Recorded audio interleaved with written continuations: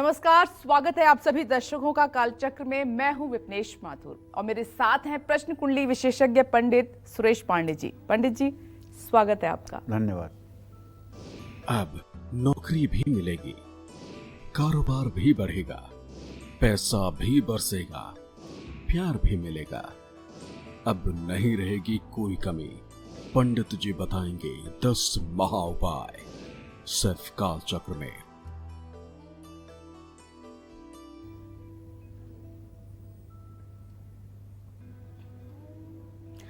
दुख, तकलीफें, परेशानियां तो हर इंसान के जीवन में आती हैं, लेकिन जरूरी है कि सही समय पर उनका सही समाधान ढूंढ लिया जाए। इसीलिए हम लगातार कालचक्र में आपकी परेशानियों को दूर करने के खास उपाय बताते आए हैं। लेकिन आज कालचक्र में पंडित जी आपको अब तक के सबसे आसान, अचूक और असरदार उपाय बताने वाले हैं। तो आप भी अपनी सभी परेशानियों को उंगलियों पर गिन लीजिए और ध्यान से देखिए कालचक्र, क्योंकि आज कालचक्र के सबसे आसान उपाय आपकी किस्मत खोल सकते हैं। इसके अलावा अगर आपका भी कोई सवाल है तो आप हमें फोन कर सकते हैं। हमारा नंबर है 0120665241 और अपनी चर्चा की शुरुआत करें। उससे पहले जान लेते हैं कि आज का शुभ मुहूर्त क्या है। 10 जुलाई 2024 दिन बुधवार। आज आषाढ़ शुक्ल पक्ष की चतुर्थी तिथि सुबह 7:51 तक थी। इस समय पंचमी तिथि शुरू हो चुकी है। मघा नक्षत्र सुबह 10:15 तक, इसके बाद पूर्वा फाल्गुनी नक्षत्र शुरू होगा। व्यतिपात योग रात 3:10 तक, इसके बाद वरियान योग शुरू होगा। आज रवि योग बना हुआ है और आज के कुछ अशुभ मुहूर्त भी हैं, जैसे राहु काल दोपहर 12 बजे से 1:30 बजे तक, गुलिक काल सुबह 10:43 से दोपहर 12:26 तक। इन अशुभ समयों में किसी नए कार्य का शुभारंभ नहीं करना चाहिए और संभव हो तो उत्तर दिशा की यात्रा नहीं करनी चाहिए। जय मां विंध्यवासिनी। और आइए अपनी चर्चा की शुरुआत करते हैं। अगर आपको हमेशा पैसों की कमी रहती है या फिर बार बार पैसों का नुकसान आपको उठाना पड़ता है, तो ऐसे में आपको कौन से आसान, अचूक और असरदार उपाय करने चाहिए? सबसे पहले पंडित जी से इसी बारे में जानते हैं। फाइनेंशियल क्राइसिस तो पंडित जी हर किसी की जिंदगी में आते रहते हैं और कभी अच्छी स्थिति होती है, कभी खराब भी हो जाती है, लेकिन कुछ ऐसे परिवार भी हैं जहाँ हमेशा, जैसे कॉलर जुड़ते हैं वो बोलते भी हैं कि हमेशा फाइनेंशियल क्राइसिस तो बना ही रहता है, तो इसके लिए क्या कर सकते हैं? देखो विपनेश, मेरा साफ मानना है कि अगर जीवन शैली में सुधार कर लिया जाए, जीवन को ठीक तरीके से जिया जाए, तो बड़ी से बड़ी परेशानियां भी आसानी से निपट जाती हैं। देखो, मनुष्य का शरीर अगर पाए हो तो ये तो हो नहीं सकता कि जीवन में दुख ना आए, क्योंकि शुभ और अशुभ दोनों के संयोग से इस शरीर का निर्माण हुआ है। जी बिल्कुल। और इसके प्रारब्ध में जो दुख सुख हैं वो आने हैं, वो आएंगे। लेकिन अगर हम ईश्वर को स्मरण करते हुए और अपने जीवन शैली को ठीक रखें, अपने कर्मों को ठीक रखें, अपनी सोच को ठीक रखें, तो अगर 100 ग्राम का दुख आएगा तो 1 किलो हमें सहन करने की क्षमता मिल जाएगी। उससे हम विचलित नहीं होंगे जी। उससे हम धराशायी नहीं होंगे। इसलिए छोटी छोटी बातें होती हैं जो जीवन शैली में उतार करके आप बड़े राहत की सांस ले सकते हैं और बहुत अच्छी जिंदगी जी सकते हैं। और एक बात जान लो, फिजिक्स, केमिस्ट्री, जूलॉजी, बॉटनी ये हर स्कूल कॉलेज में पढ़ाई जाती है, लेकिन जीवन शास्त्र कहीं नहीं पढ़ाया जाता।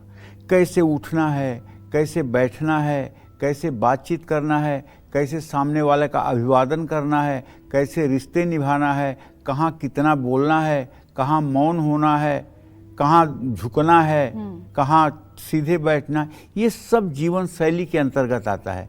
इसकी पहली गुरु जो होती है वो माँ होती है, दूसरा गुरु पिता होता है और तीसरा गुरु परिवार होता है, चौथा गुरु समाज होता है और पांचवा गुरु हमारे गुरु और शास्त्र स्वाध्याय होता है। शास्त्रों के द्वारा हम ये जान पाते हैं कि हमें कब किस तरह से मतलब कि व्यवहार और बर्ताव करना चाहिए जी। तो जब हम इन सब बातों पर ध्यान देने लगते हैं और जीवन की छोटी छोटी बातों के बारे में भी हम सचेष्ट होकर के सोचने लगते हैं तो निश्चित रूप से हमारे जीवन के दुर्योग ठीक होने लगते हैं। अब जैसे आप गृहस्थ जीवन में हैं, आपके किचन में अगर नमक खुले बर्तन में होगा तो आप मानिए कि अगर खुले बर्तन में नमक होगा तो इससे पैसे की बर्बादी होगी और पैसे का अभाव होगा। लेकिन वही नमक अगर आपके शीशे के बर्तन में और बंद बर्तन में होगा तो आपके घर में धन बरसेगा। रविवार को छोड़ करके अगर हर रोज आप सुबह पीपल में जल चढ़ाना शुरू कर दें तो मैं दावे के साथ कह सकता हूं कि आपकी किस्मत में 4 चांद लग जाएगा। अपने घर के हर दरवाजे के कब्जे में आपको समय समय पर तेल डालते रहना चाहिए जिससे कि उससे आवाज ना आए, बंद करते समय खोलते समय उससे कर्र कर्र की आवाज ना आए। और घर में पहली बनी रोटी को गाय को खिलाइए और आखिरी रोटी जो है उसे कुत्ते को खिलाइए। जब भी आपकी बहन और बुआ आपके घर आएं तो कभी उनको खाली हाथ न जाने दें। उनकी यथासंभव दान दक्षिणा से सेवा करनी चाहिए। और जब भी घर में पोछा लगाएं तो फिनाइल के साथ साथ पानी में नमक जरूर मिला लें। और अगर आप पुरुष हैं तो शालिग्राम भगवान की स्थापना अपने पूजा स्थान में करें और नित्य पंचामृत से शालिग्राम का अभिषेक करें। और उसके बाद मलयागिर चंदन अगर आपके पास है तो केसर और मलयागिर चंदन घिसकर शालिग्राम की शिला पर लगाएं और तुलसी समर्पित करें, भोग प्रसाद चढ़ाएं। इससे निश्चित रूप से आपके जीवन में लक्ष्मी की कृपा सदैव बनी रहेगी। और भी अगर लक्ष्मी की कृपा आप चाहते हैं कि सदैव महालक्ष्मी आपके ऊपर अपनी कृपा दृष्टि बनाए रखें तो आपको एक श्री यंत्र लाना चाहिए। श्री यंत्र स्फटिक का हो सकता है, पारे का हो सकता है, पीतल का हो सकता है, चांदी का हो सकता है, सोने का हो सकता है। श्री यंत्र ले आए। श्री यंत्र ऐसा हो जो पिरामिड के आकार का हो और श्री यंत्र की विधिवत स्थापना करके दक्षिणावर्ती शंख में जल क्रमशः जल, दूध, गन्ने का रस, शहद, घी, दही ये सब चीज़ें दक्षिणावर्ती शंख में डाल करके और एक बड़ी थाली में श्री यंत्र को रख करके श्री सूक्तम के 16 मंत्रों को बोलते हुए श्री यंत्र का अभिषेक करें। अभिषेक के बाद शुद्ध जल से अभिषेक करें और उसके बाद साफ कपड़े से श्री यंत्र को पोंछकर चांदी के सिंहासन पर लाल कपड़ा बिछाकर स्थापित करें। उस पर कलावा लपेटें, हल्दी और अक्षत डालें।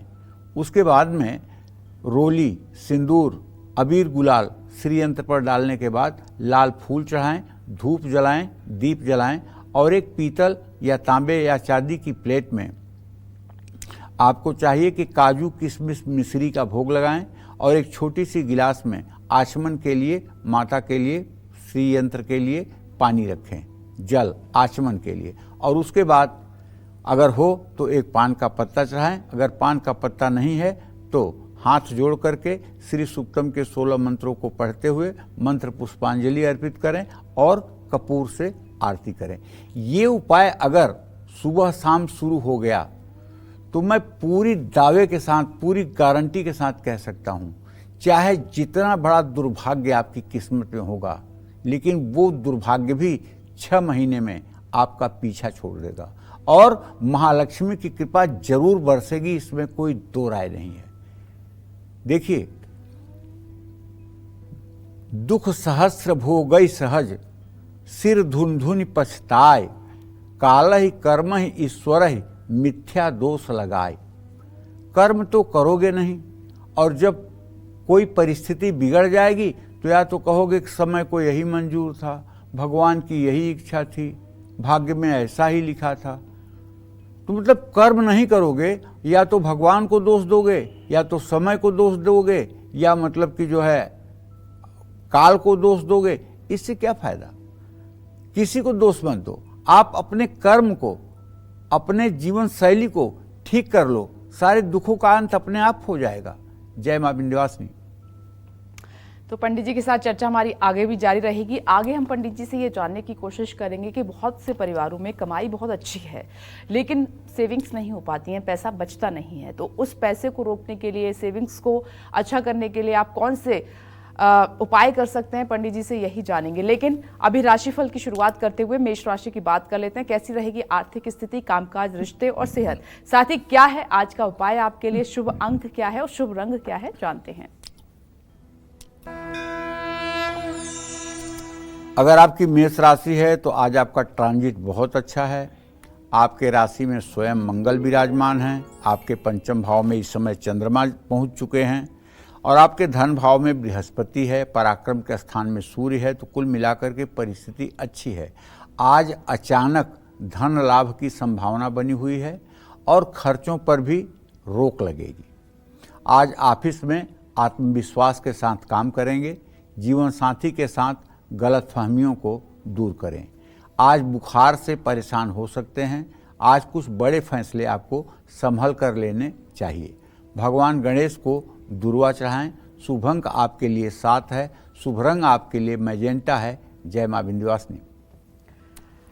तो पैसा तो आप खूब कमाते हैं मगर बचत आपकी नहीं हो पा रही है। आमदनी अठन्नी और खर्चा रुपया है। तो ऐसे में आपको कौन से आसान और अचूक और असरदार उपाय करने चाहिए, आइए जानते हैं।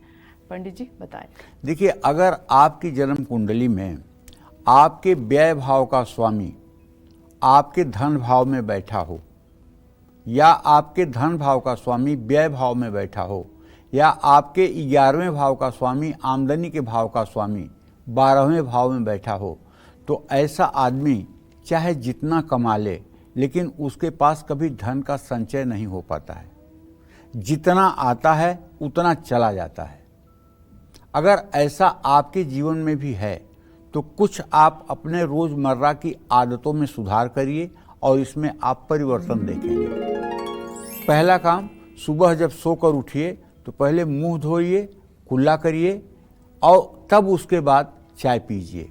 ऐसा नहीं कि सो के उठे बेड पर और चाय पीने लगे, ऐसी गलती ना करें।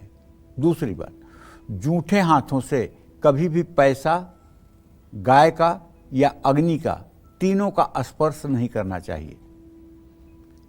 देवी देवताओं पर चढ़े फूलों को सूख जाने पर फौरन हटा दें।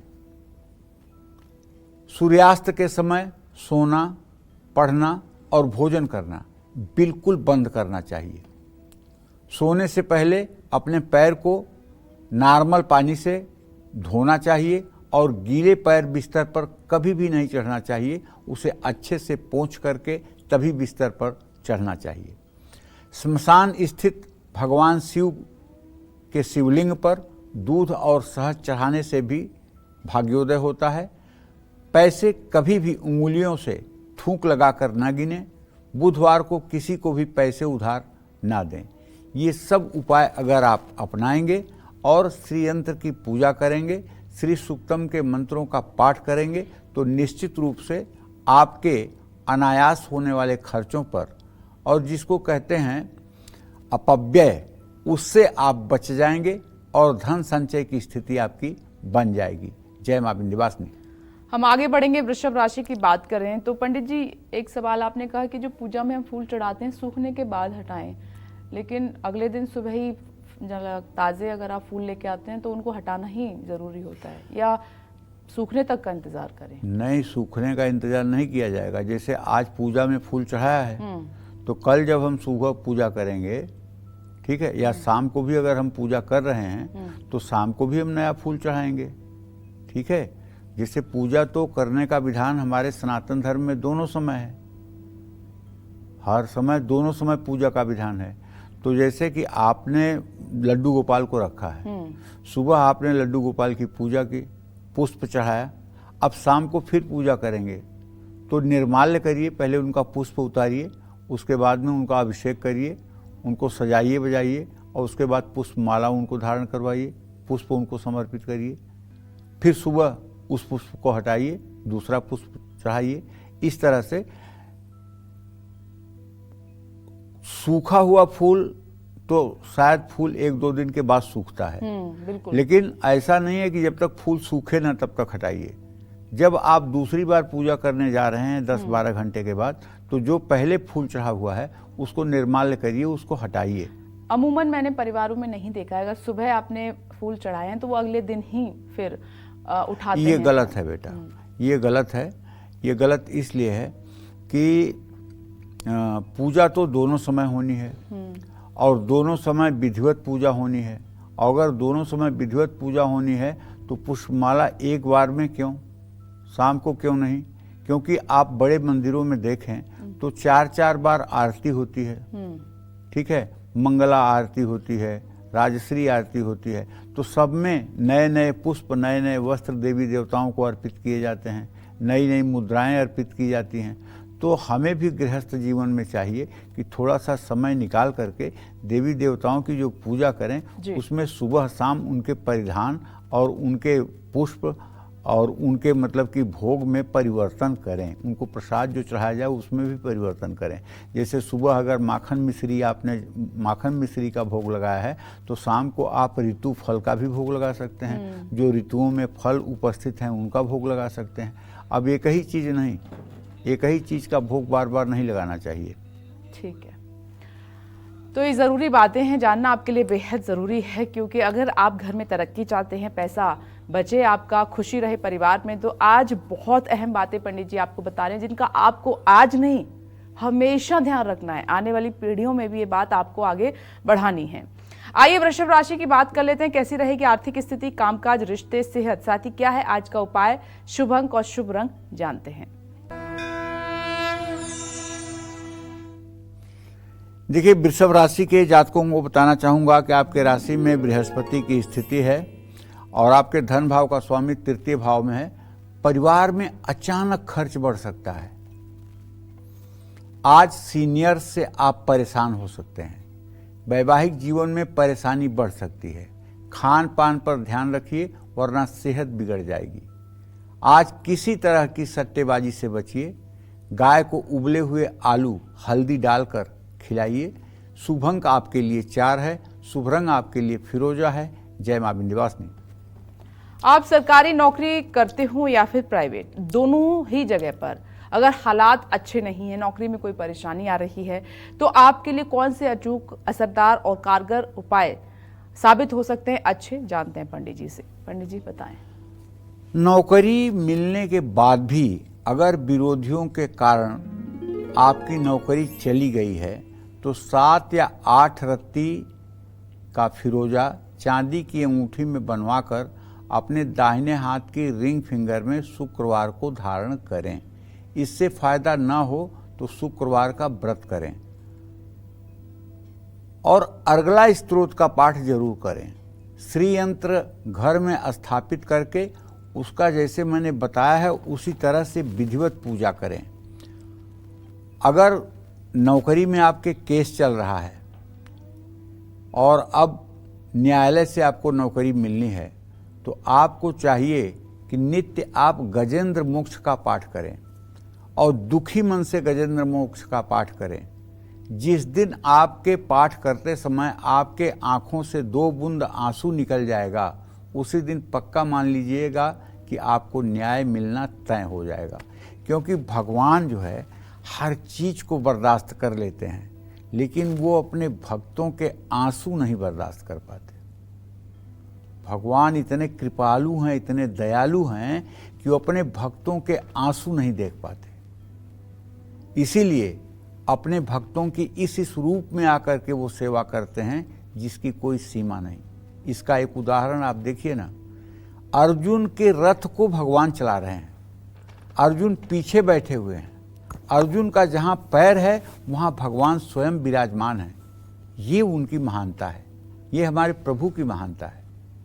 तो जब हम प्रभु को शरणागत हो जाते हैं और प्रभु को ही पुकारते हैं, मनुष्य का सहारा नहीं लेते हैं, तब निश्चित मानिए कि चमत्कार होता है।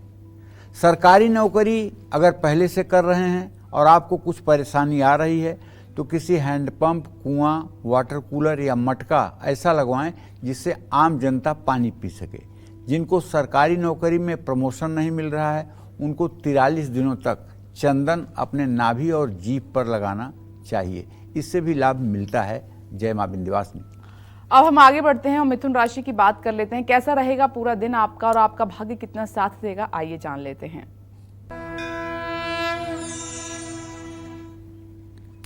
आज मिथुन राशि के जातकों को बताना चाहूंगा कि आपके राशि में अभी भी सूर्य देव 24 अंश 10 कला पर गोचर कर रहे हैं।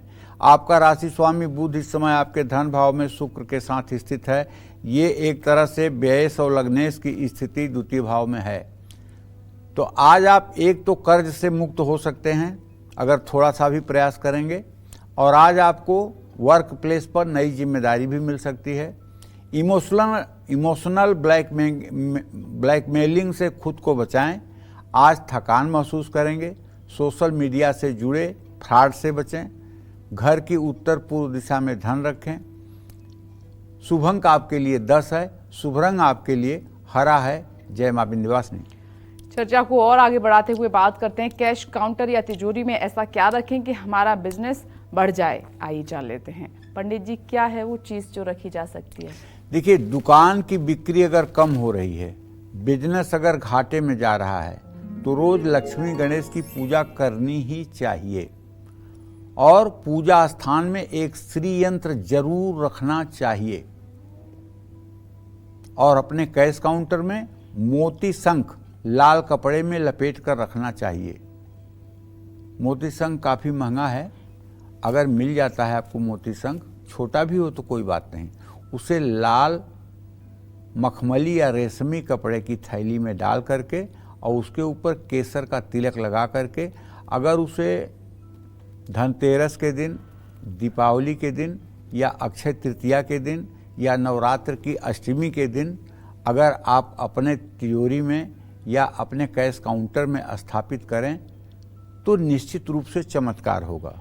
और दूसरा, 11 गोमती चक्र ले करके उसे केसर के जल में रंग करके और उसे भी लाल या पीले थैली में बंद करके अगर उसे भी कैश काउंटर में रखें तो इससे लक्ष्मी की कृपा बनती है। लाल रंग के कपड़े में थोड़ा सा लाल चंदन पाउडर बांधकर उसे भी आप रख सकते हैं, या लाल चंदन की लकड़ी हो तो उसे भी आप अपने कैश काउंटर में रख सकते हैं। जय मां विंध्यवासिनी। और अब आगे बढ़ते हुए बात करते हैं कर्क राशि की। कैसा रहेगा पूरा दिन, आज आपका भाग्य कितना साथ देगा, जानते हैं।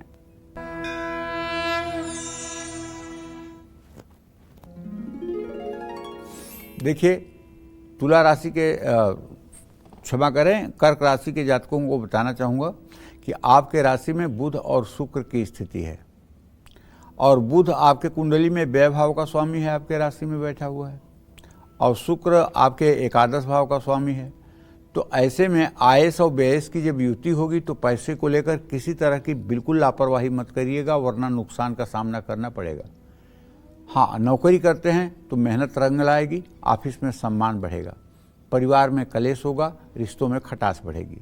आज पूरा दिन आलस्य से भरा रहेगा। आर्थिक मामलों में गंभीरता दिखाएं, वरना तनाव होगा। घर में कपूर और लौंग की आरती करें। शुभ अंक आपके लिए 5 है। शुभ रंग आपके लिए क्रीम है। जय मां विंध्यवासिनी। आज कालचक्र में पंडित सुरेश पांडे जी आपको अलग अलग परेशानियों से मुक्ति पाने के सबसे सरल, अचूक और असरदार उपाय बता रहे हैं। चलिए अपनी चर्चा को आगे बढ़ाते हुए बात करते हैं आपके गिरते हुए आत्मविश्वास की। गिरता आत्मविश्वास आपकी तरक्की में बहुत बड़ा रोड़ा बन सकता है। इसलिए अगर आप भी कमजोर आत्मविश्वास की वजह से हमेशा सफलता पाने में असफल हो जाते हैं तो आपको कौन से खास उपाय जरूर करने चाहिए, आइए जान लेते हैं। पंडित जी, अब ये सक्सेस मंत्र है जिसके लिए आप उपाय बताने जा रहे हैं। देखो विपनेश, ऐसा है ज्योतिष शास्त्र में, सूर्य जब कमजोर स्थिति में होता है या सूर्य पापक ग्रहों के मध्य होता है या सूर्य पापक ग्रहों के साथ होता है या सूर्य नीच के नवांश में होता है या सूर्य नीच राशि में होता है, तो ऐसे आदमी का आत्मबल जो होता है बहुत कमज़ोर होता है। ऐसे आदमी के कॉन्फिडेंस लेवल को अगर देखा जाए तो वो मतलब कि एकदम खराब से खराब होता है। और ऐसा आदमी, अच्छा खासा आदमी, बात करने में हकलाता है, क्योंकि अंदर से कॉन्फिडेंस नहीं है, इसलिए आवाज़ नहीं निकलती है। और किसी को भी फेस करने पर उसके चेहरे की रंगत बिगड़ जाती है, उसका कॉन्फिडेंस लेवल नहीं है।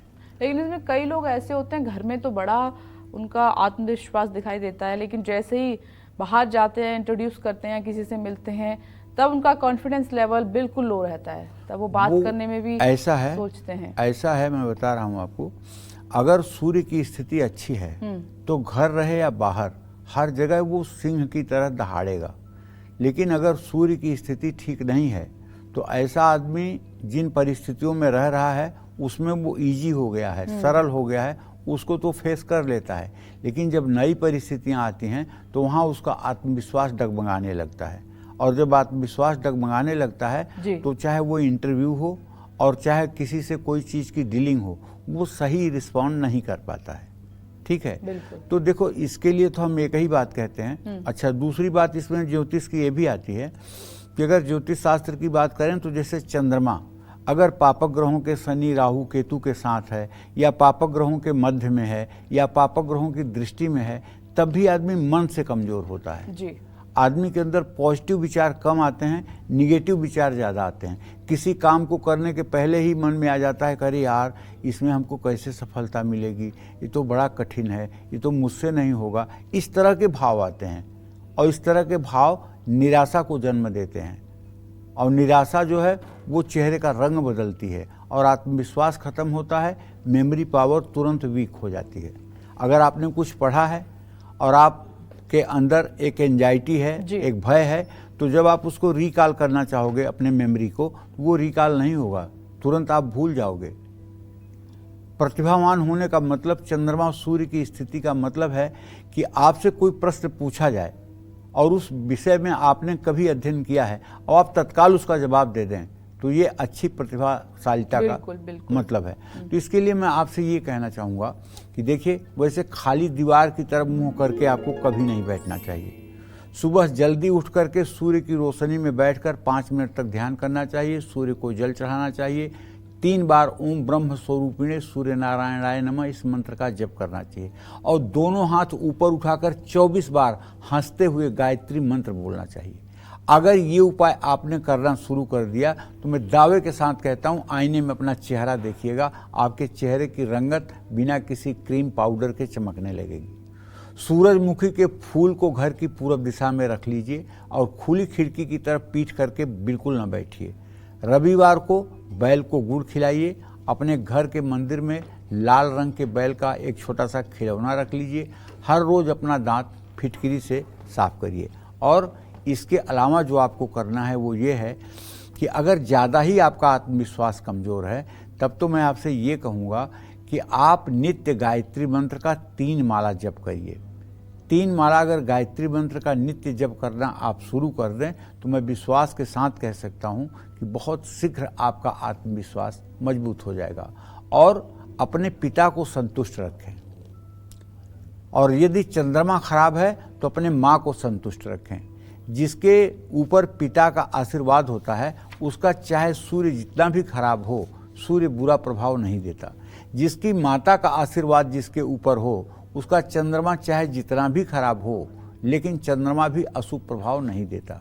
माता पिता के रहते तक चंद्रमा और सूर्य अशुभ प्रभाव नहीं दे पाएंगे। इसलिए चाहिए कि सूर्य और चंद्रमा का प्रभाव हमारे जीवन पर सकुशल अच्छा पड़े। इसके लिए हमें चाहिए कि माता पिता का पूर्ण आस्था और श्रद्धा के साथ सेवा शुश्रूषा देख रेख करें। जय मां विंध्यवासिनी। सिंह राशि का राशिफल जान लेते हैं, कैसा रहेगा पूरा दिन आज आपका, जानते हैं।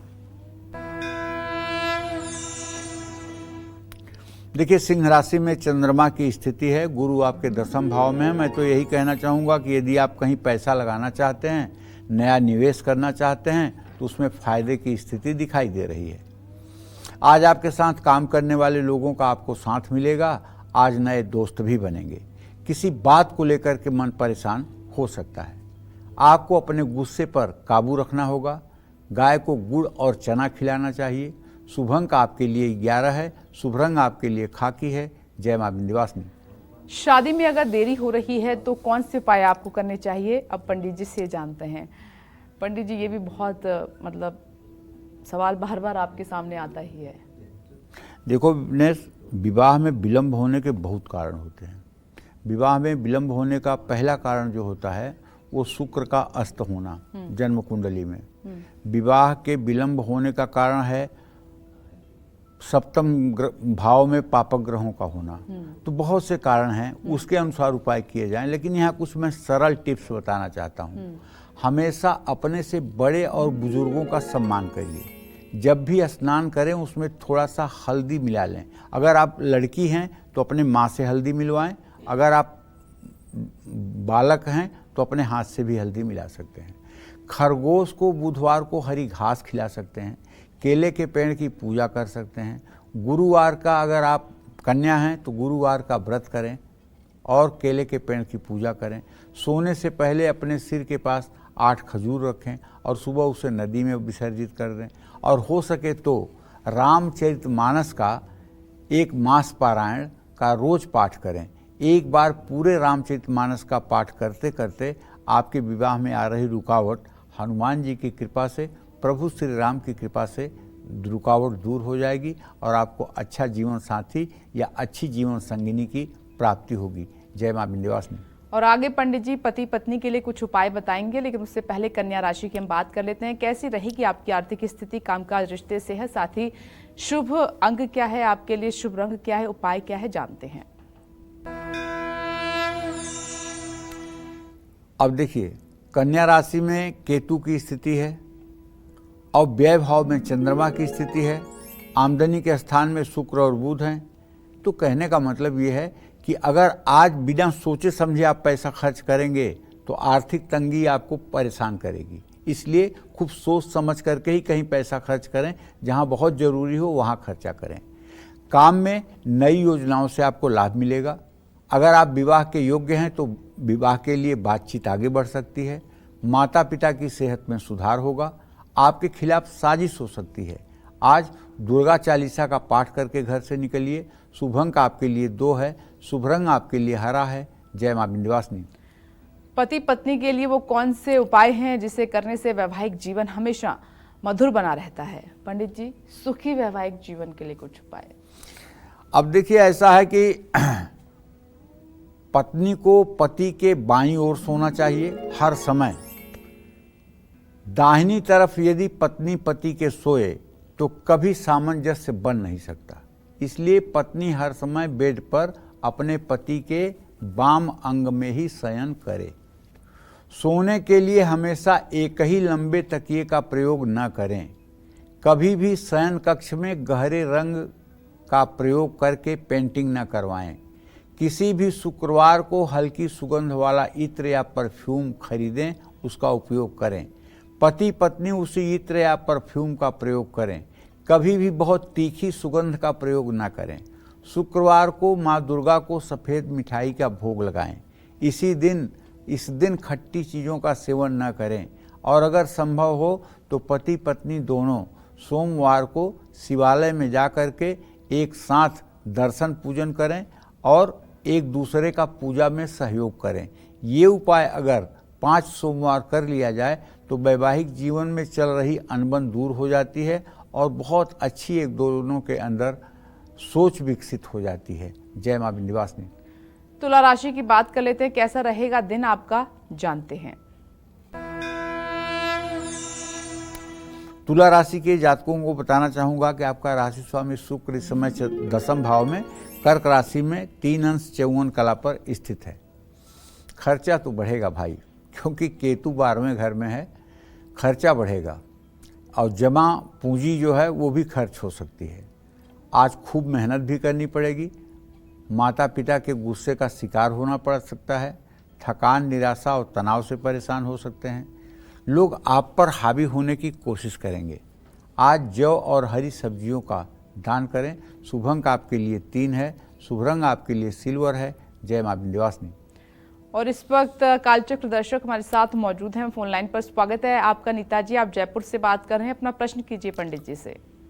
पंडित जी, कोटि कोटि वंदन आपको, बहुत बहुत प्रणाम। सदा सुखी रहिए। पंडित जी, मेरे 3 प्रश्न हैं। एक तो मेरा भतीजा है पंडित जी, उसका जन्म है 27 अक्टूबर 1990, सुबह 7:24 कलकत्ता।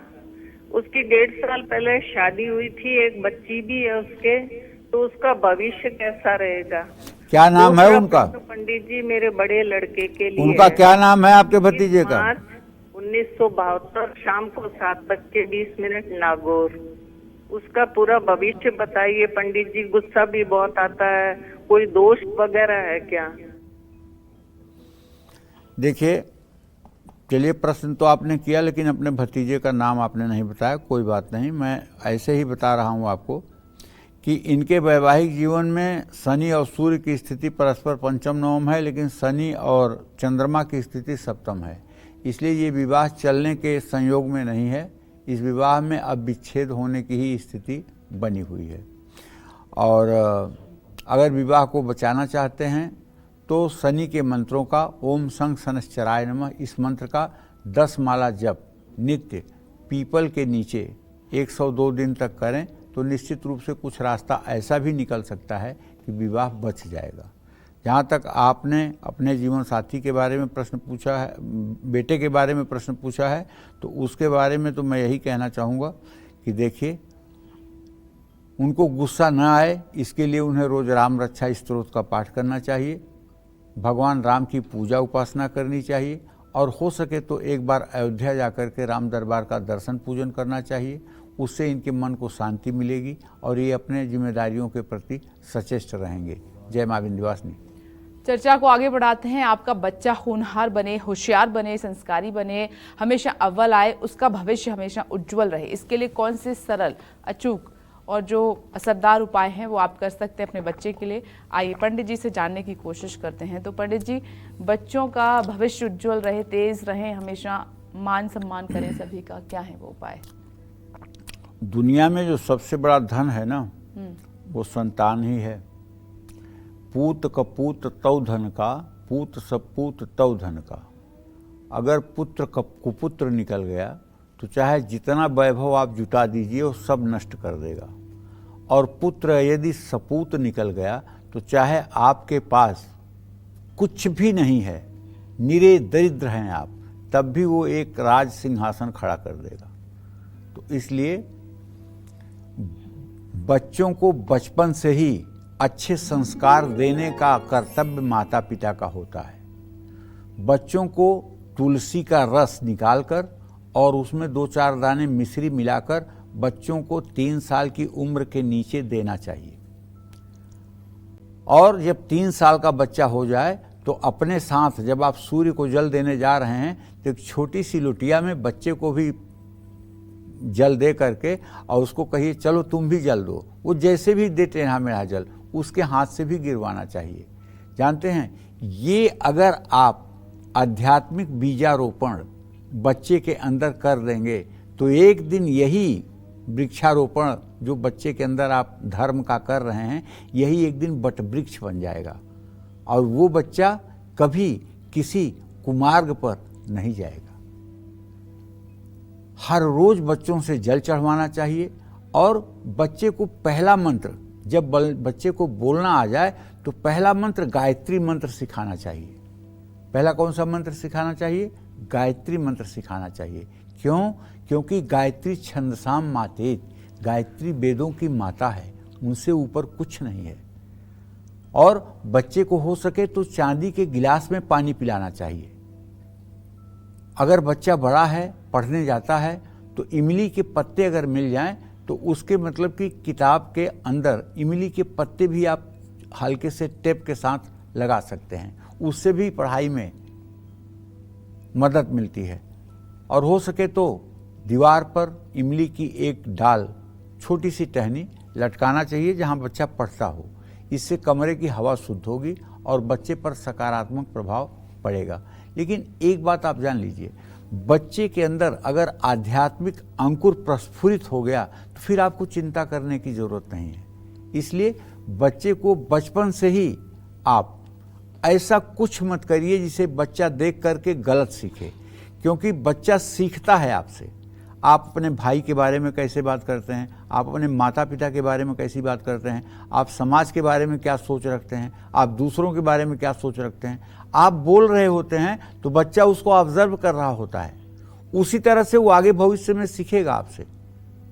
अगर आपके मन के विचार की पवित्रता को सुनेगा तो पहली बात तो आपके प्रति वो आज्ञाकारी बनेगा, और दूसरी बात समाज के लिए उसकी सोच हर समय सकारात्मक रहेगी।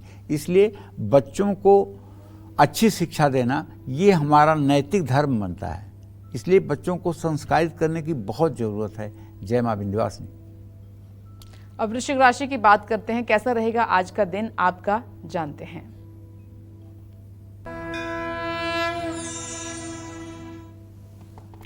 वृश्चिक राशि के जातकों को बताना चाहूँगा कि आपका राशि स्वामी मंगल इस समय आपके छठे भाव में गोचर कर रहा है, लेकिन उसकी पूरी दृष्टि आपके राशि पर है, क्योंकि मंगल की 8वीं दृष्टि भी होती है।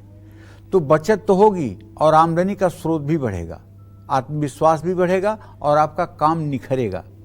बच्चों का लेकिन ध्यान दीजिए, बच्चे कहीं गलत एडिक्शन में न फंस जाए, गलत काम में न फंस जाए। व्यस्तता के कारण थकान और कमजोरी हो सकती है। दूसरों का मजाक न उड़ाएं, कुत्ते को दूध रोटी खिलाएं। शुभ अंक आपके लिए 1 है, शुभ रंग आपके लिए गुलाबी है। जय मां विंध्यवासिनी। ज्यादातर बीमारियों का कारण तनाव भी होता है। ऐसे में अगर आप भी ज्यादा टेंशन के चक्कर में फंसकर बार बार बीमार हो जाते हैं तो कौन से उपाय आपको इन बीमारियों से छुटकारा दिला सकते हैं, आइए जान लेते हैं। पंडित जी बताएं। देखो, चूंकि हमारा मन अध्यात्म से जुड़ा नहीं है, हमारा मन काम, क्रोध, मोह, लोभ, मद, मत्सर इन 6 विकारों से आक्रांत है, और ये हमारा मन इन 5 जो इंद्रियां हैं हमारी, इन इंद्रियों के वशीभूत हुआ है, और ये इंद्रियां वासनात्मक हैं। इसलिए जब कोई वासना की पूर्ति नहीं हो पाती है, जब किसी इच्छा की पूर्ति नहीं हो पाती है, तो मन में क्रोध आता है। क्रोध से स्मृति का नाश होता है, स्मृति से बुद्धि नष्ट होती है, और बुद्धि से आदमी कुछ भी कर सकता है बुद्धि नष्ट होने पर। तो मन अगर अशांत रहता है, हमेशा तनाव में रहते हैं, तो पानी में चंदन का इत्र डाल करके आपको बहुत प्रसन्नता पूर्वक हर हर गंगे कहते हुए विधिवत स्नान करना चाहिए, और अपने बेडरूम में 1 कटोरी सेंधा नमक भर करके रखना चाहिए, और रसोई में काले पत्थर भूल के भी नहीं लगवाना चाहिए। महामृत्युंजय मंत्र का 1 माला जप और बटुक भैरव स्तोत्र का पाठ करने से रोग शोक दूर हो जाएंगे। हर रोज हनुमान चालीसा का भी पाठ करने से आपके अंदर आत्मविश्वास बढ़ेगा। जय मां विंध्यवासिनी। चलिए, एक दर्शक इस वक्त हमारे साथ फोन लाइन पर मौजूद हैं गाजियाबाद से। अपना नाम बताकर पंडित जी से प्रश्न कीजिए। हेलो, जय मां विंध्यवासिनी। पंडित जी, नाम बताइए अपना। मेरा नाम अनु है, मैं गाजियाबाद से बोल रही हूँ। पंडित जी, मेरे 2 प्रश्न थे। एक तो मुझे अपने बेटे के बारे में पूछना था। उसका नाम कृष्णा है और उसकी डेट ऑफ बर्थ है 7 जनवरी 2006 और समय शाम को 4:26 पे। उसके पंडित जी, आपने पहले भी मेरी आपसे बात हुई थी, आपने बोला था कि उसका IIT में नहीं हो पाएगा, उसका NIT में हो जाएगा। बट हो गया पंडित जी, मगर इस बार उसने फिर दोबारा से तैयारी कर रहा है, तो इस बार हो पाएगा या नहीं? और पंडित जी, मैं श्री यंत्र की पूजा बताई थी आपने मुझे, मैं वो करती हूँ, बट आपने कहा था कि 100 ग्राम का श्री यंत्र होना चाहिए। वो 100 ग्राम का नहीं मिल पाया पंडित जी मुझे, 50 ग्राम का है, मैं जिसकी पूजा करती हूँ। देखिए, आपके बेटे के विद्या भाव का स्वामी बृहस्पति अभी वृषभ राशि में गोचर कर रहा है, और बृहस्पति और मंगल की स्थिति जो बन रही है, द्वितीय द्वादश की बन रही है। मेहनत करना चाहिए बच्चे को, मेहनत में कमी नहीं करना चाहिए, लेकिन मुझे नहीं लगता है कि वो IIT का एग्ज़ाम निकाल पाएगा। वो भले ही मतलब कि इस साल समय दे रहा है, लेकिन तैयारी कर रहा है तो उसे तैयारी करने दो, क्योंकि तैयारी का लाभ पढ़ाई में तो मिलेगा ही। जितना ही विद्या का बार बार अध्ययन होगा, उतना ही ज़्यादा चमत्कार शरीर के अंदर आएगा। वो अगर एग्ज़ाम की सफलता में नहीं साथ देगा तो पढ़ाई में तो उसका मदद मिलेगा ही। ज्ञान कभी बुरा नहीं होता है, ज्ञान हर समय अच्छा होता है। इसलिए उससे बताओ कि हाँ तुम हो जाओगे, मेहनत करो, ताकि उसका उत्साह बढ़े, और न होने पर उसके सर पे हाथ रख के कहना कि तुम्हारे लिए वो अच्छा नहीं है, तुम्हारे लिए यही अच्छा है, इसमें तुम ज़्यादा तरक्की करोगे, तभी भगवान ने तुम्हें ऐसा किया है। निराश न होने पाए बच्चा। और दूसरी बात ये बताना चाहूँगा कि आपने अन्नू जो प्रश्न किया है श्रीयंत्र के लिए, तो देखिए 100 ग्राम से कम का श्रीयंत्र तो नहीं ही होना चाहिए, और 100 ग्राम से ऊपर का जब श्रीयंत्र होगा तो उसके सारे विग्रह अलग अलग स्पष्ट रूप से दिखाई देंगे। और वो भी चांदी का अगर ठोस श्रीयंत्र हो तब तो वो 150 ग्राम से कम नहीं होना चाहिए, क्योंकि वो चांदी इतनी वजनी होती है कि 100 ग्राम का श्रीयंत्र चांदी का बहुत छोटा हो जाएगा। तो श्रीयंत्र अगर हो सके तो आप बड़ा ले लीजिए और उसकी विधिवत पूजा करिए, और जितना अच्छे से आप उसकी सेवा करेंगी उतना ज़्यादा आपकी मनोकामना पूरी होगी। जय माँ विंध्यवासिनी। चलिए अब बात करते हैं धनुराशि की। क्या कहता है धनुराशि का राशिफल, कैसा रहेगा दिन आपका, जानते हैं। धनु राशि के जातकों को बताना चाहूंगा कि आपके संतान भाव में मंगल स्वगृही है, और मंगल से 12वें घर में राहु है। इसका मतलब कि बच्चों की पढ़ाई और बच्चों के साज सज्जा के सामान पर आपका पैसा खर्च होगा। मेहनत आपकी रंग लाएगी, अच्छे परिणाम प्राप्त होंगे। कुछ बातें परिवार से ना बताएं, वरना घर के लोग ज़्यादा टेंशन में हो जाएंगे। ऊर्जा और आत्मविश्वास से भरपूर रहेंगे। लुभावने ऑफर से बचना होगा। ज़रूरतमंद को चादर दान करें। शुभ अंक आपके लिए 7 है। शुभ रंग आपके लिए लेमन है।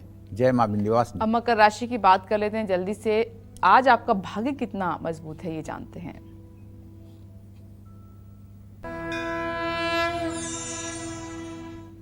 मकर राशि से द्वितीय भाव में शनि, तृतीय भाव में राहु, चतुर्थ में मंगल, पंचम में बृहस्पति, छठवें भाव में सूर्य, सातवें में बुध शुक्र की स्थिति है, और 8वें में चंद्रमा। मतलब सीधा दाहिनी तरफ पूरे जितने भी ग्रह हैं सब भरे पड़े हुए हैं। तो जल्दबाजी और लालच में अगर निवेश करेंगे तो धोखा खाएंगे। कोई लालच दे रहा है कि आपको ये चीज़ सस्ते में मिल रही है, ले लीजिए, यहाँ आपका पैसा दुगना हो जाएगा। अगर लालच में कहीं आप आए तो आज नुकसान का दिन पक्का है। आज नौकरी में जिम्मेदारी बढ़ेगी। आज बच्चों को लेकर परेशान हो सकते हैं। हो सकता है कि पेट दर्द की भी समस्या परेशान करे। काम में जल्दबाजी बिल्कुल मत करिए। मछलियों को हो सके तो दाना खिलाइए। शुभ अंक आपके लिए 3 है। शुभ रंग आपके लिए नेवी ब्लू है। जय माँ विंध्यवासिनी। कुंभ राशि की बात करते हैं जल्दी से। आज जानते हैं कि दिन कैसा रहने वाला है आपका। देखिए, अगर कुंभ राशि है तब तो मैं दावे के साथ कह सकता हूँ, यदि आप म्यूचुअल फंड में निवेश कर रहे हैं तो उससे आपको लाभ मिलेगा। ऑफिस में किसी के साथ गलत व्यवहार न करें। अपनों से की गई भूल की माफ़ी मांगें। जीवन साथी की सेहत का ध्यान रखें। ज़रूरत से ज़्यादा इमोशनल ना हो। घर में मनी प्लांट का पौधा लगाएं। शुभ अंक आपके लिए 12 है। शुभ रंग आपके लिए बैगनी है। जय माँ विंध्यवासिनी। और अब बारी है मीन राशि की। कितना भाग्य आपका साथ दे रहा है आपका, आज जानते हैं। यद्यपि मीन राशि में राहु की स्थिति है और व्यय भाव में शनि स्वगृही है, इसका मतलब तो मेरे दिमाग से यही निकल रहा है कि आज थोड़ी पैसे की स्थिति टाइट रहेगी। आर्थिक स्थिति कमजोर रहेगी। कार्य क्षेत्र में आपकी परफॉर्मेंस बेहतरीन रहेगी। परिवार में किसी की सेहत को लेकर के परेशानी बढ़ सकती है। आसपास की घटनाओं से मन परेशान होगा। दुविधा में ना रहें, वरना काम बिगड़ सकता है। माँ लक्ष्मी को पान का भोग लगाएं। शुभ अंक आपके लिए 5 है। शुभ रंग आपके लिए नीला है। जय माँ विंध्यवासिनी। लक्की ईमेल कुंडली विजेता कौन है पंडित जी बताएं। उससे पहले एक कॉलर हमारे साथ मौजूद हैं, गुरप्रीत जी पंजाब से। स्वागत है आपका कालचक्र में। अपना प्रश्न पंडित जी से कीजिए। हेलो। हाँ बोलिए। हाँ जी मेरा बेटा है जी, दिलप्रीत सिंह उसका नाम है। क्या नाम है बेटे का? दिलप्रीत सिंह। अच्छा, कितने साल का है बेटा? 1998 का जन्म है जी उसका। सवेरे अपना एतवार सवेरे 9:15 बजे। क्या जानना चाहते हैं? नौकरी के बारे में पता करना है जी। नौकरी नहीं मिल रही, तो ट्राई मार रहा है, टेस्ट दे रहा है, तब मिलेगी कि क्या से बाहर का कोई जॉब बनेगा? चलिए, बिल्कुल चिंता मत करिए। नौकरी नहीं मिल रही है ये बात तो सच है, लेकिन नौकरी जल्दी मिलेगी इसका भी संयोग बनता हुआ दिखाई दे रहा है। ज़्यादा से ज़्यादा अक्टूबर और नवंबर तक नौकरी मिलने के पूरे चांस बन रहे हैं। और उनको चाहिए कि शुक्रवार के दिन 2 फूल झाड़ू, 1 सीक झाड़ू खरीद करके और किसी गुरुद्वारे में ले जा करके सेवा के लिए दान करें। ये उपाय अगर 5 बार कर दें, 5 जगह धर्म स्थान में ये चीज़ दान कर दें, तो निश्चित रूप से नौकरी में जल्दी सफलता मिलेगी और भाग्य भी साथ देगा। जय मां विंध्यवासिनी। तो अब बात करते हैं आज के लकी ईमेल कुंडली विजेता की। आज के हमारे ईमेल कुंडली विजेता हैं होशियारपुर पंजाब के रहने वाले अरुण कुमार, और इस वक्त इनकी माता जी स्नेहलता जी हमारे साथ फोन लाइन पर जुड़ चुकी हैं। बहुत बहुत स्वागत आपका और मुबारकबाद। आपके बेटे की डिटेल पंडित जी के पास मौजूद है, आप सवाल कर सकते हैं अपना। आप स्नेहलता जी, स्वागत है आपका। हाँ बोलिए। नमस्कार। हाँ गुरुजी नमस्कार। नमस्कार। हाँ जी, हमारा बेटा अरुण कुमार है, उसकी शादी के बारे में पता करना, और उसका काम भी सेटल नहीं होता, उसके बारे में बताइए। देखिए, ऐसा है कि आपके बेटे की शुक्र की महादशा चल रही है। यद्यप शुक्र इसका भाग्येश है, लेकिन शनि की दृष्टि में है, जिसके कारण आपके बेटे का न तो काम जम पा रहा है और न ही शादी हो रही है। आपके बेटा मांगलिक भी है, सप्तम भाव में मंगल चंद्रमा के साथ है, आपका बेटा मांगलिक भी है, और मंगल शनि दोनों केंद्रस्थ हैं। विवाह में बहुत विलंब हो गया है। 36 साल का आपका बेटा होने को है, 30 तारीख को 36 साल का हो जाएगा। विवाह में बहुत विलंब बना हुआ है और रोजगार परक भी अभी ठीक ढंग से नहीं हो पाए हैं। मैं इनको एक ही चीज़ बताना चाहूँगा कि अगर ये रोजगार परक होना चाहते हैं तो 1 पाव मूंग भिगो करके या उबाल करके और उसमें थोड़ा सा घी और चीनी डाल करके 17 बुधवार गायों को खिलवाइए, तो इनके आजीविका के क्षेत्र में सफलता मिलना शुरू होगी और इनके विवाह का भी संयोग बनेगा। जय मां विंध्यवासिनी। एक और कालचक्र दर्शक हमारे साथ फोन लाइन पर मौजूद हैं। इस वक्त विभव जी प्रयागराज से जुड़ गए हैं। स्वागत है आपका कालचक्र में। अपना सवाल कीजिए पंडित जी से। पंडित जी प्रणाम। हाँ, सुखी रहिए, जरा जोर से बोलिए भैया। हाँ पंडित जी प्रणाम। मेरा नाम विभव मिश्र है, मैं प्रयागराज से हूँ। मेरा जो जन्म तिथि हो 13 नवंबर 1994 है। जी हाँ बोलिए। 13 नवंबर 1994 और सुबह के 6:05। जी पंडित जी, मेरा कैरियर कैसा है, कब तक मेरी जॉब मेरी लग जाएगी, और सरकारी जॉब कब तक लग जाएगी, और मुझे मकान कब तक मिलेगा? अब देखो वैभव, सही बात तो ये है, नौकरी तो लग जाएगी, लेकिन सरकारी नौकरी लग जाएगी इसके बारे में कह पाना बहुत मुश्किल है, क्योंकि नौकरी होने का योग तो पूरा दिखाई दे रहा है कि नौकरी हो जाएगी, और नौकरी होने में ज़्यादा समय भी नहीं लगेगा। लेकिन अब मतलब कि सरकारी नौकरी ही लगेगी, इस विषय में कुछ मैं कह नहीं सकता हूँ ठीक से, क्योंकि आपने जो प्रश्न किया है बेटा ना, आपके 10वें भाव का स्वामी जो है वो शनि है, और वो अपने मतलब कि भाव को जो देख रहा है वो मतलब कि वहीं उसकी स्थिति बनी हुई है।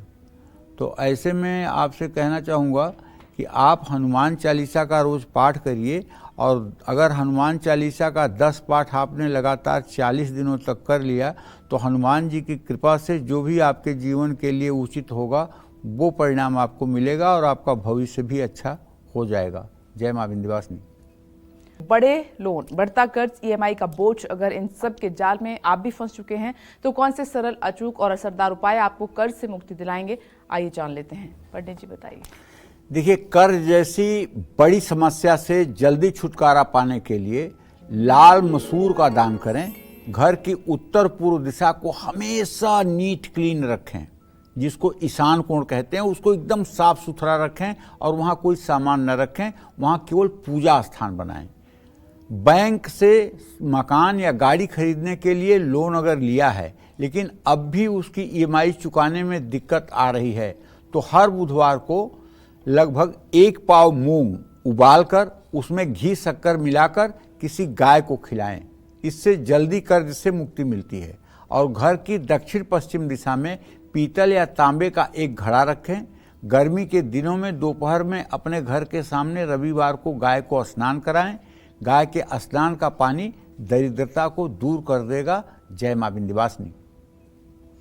तो कैसे आपको अपने जीवन में तरक्की करनी है, खुशहाली हमेशा बनी रहे, पैसों की बचत हो, कलेश हमेशा के लिए दूर हो जाए, पंडित जी ने आज आपको बहुत आसान और अचूक उपाय बताए हैं। ये हमेशा आप जीवन में करते रहिएगा। पंडित जी आपका बहुत बहुत धन्यवाद। धन्यवाद। इसी के साथ उम्मीद करते हैं कि विषय हमारा आज का आपको बहुत पसंद आया होगा और कल फिर एक नए विषय और आपकी परेशानी को दूर करने के लिए ढेरों उपाय लेकर आएंगे हम पंडित सुरेश पांडे जी के साथ। तब तक नमस्कार।